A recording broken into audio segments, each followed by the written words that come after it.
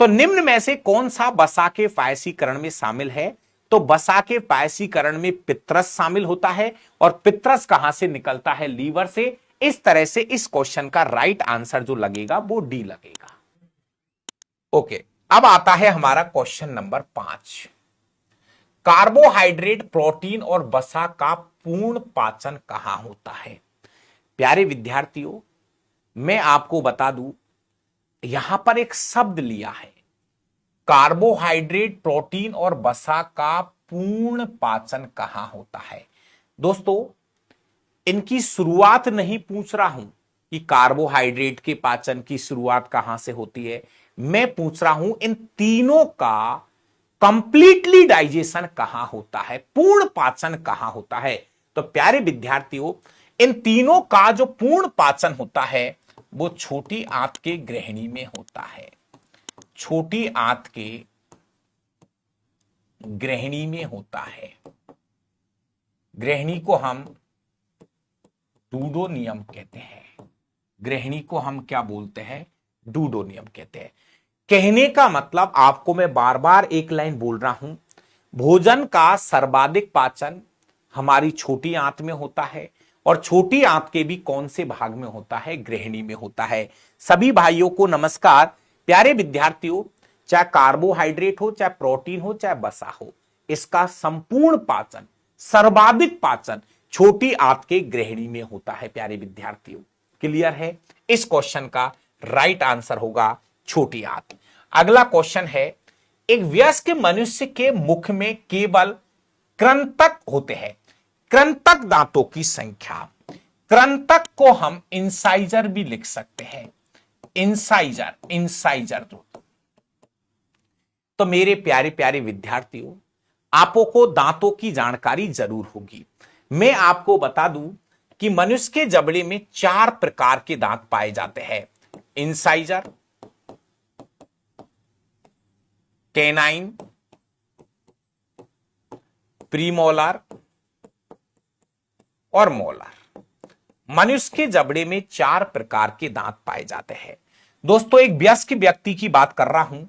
Incisor दांतों की संख्या 8 है, कैनाइन दांतों की संख्या 4 है, प्रीमोलर 8 है और मोलर 12 है। ऐसे कुल मिलाकर एक वयस्क व्यक्ति के अंदर 32 दांत होते हैं। प्यारे विद्यार्थियों, आपसे पूछा है इंसाइजर। इंसाइजर ये काटने का काम करते हैं, किसी भी चीज को काटने का काम करते हैं इंसाइजर। चीर फाड़ का काम करते हैं, चीर फाड़ का काम करते हैं कैनाइन। और प्रीमोलर और मोलर का काम है भोजन को पचाना, भोजन को पचाना या भोजन को पीसना या टुकड़ा करना। ये प्रीमोलर और मोलर का काम है। आपसे क्वेश्चन में यह पूछा है, एक वयस्क मनुष्य के मुख में इंसाइजर दांतों की संख्या कितनी है? तो इंसाइजर दांतों की संख्या यहां पर आंसर होगा 8। इंसाइजर दांतों की संख्या कितनी है? 8 है। बहुत बढ़िया। ये सामने वाले जो दांत होते हैं, एकदम सामने वाले दांत, 4 दांत ऊपर और 4 दांत नीचे, तो इंसाइजर दांतों की संख्या टोटल कितनी हो जाती है? 8 हो जाती है। दोस्तों, अगला क्वेश्चन नंबर 7।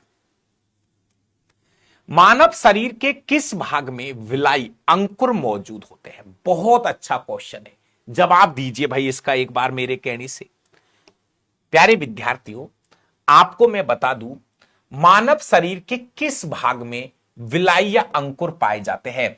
तो दोस्तों, ये रही छोटी आंत, ये रही हमारी छोटी आंत, और छोटी आंत का ये भाग है इलियम। छोटी आंत का कौन सा भाग? इलियम।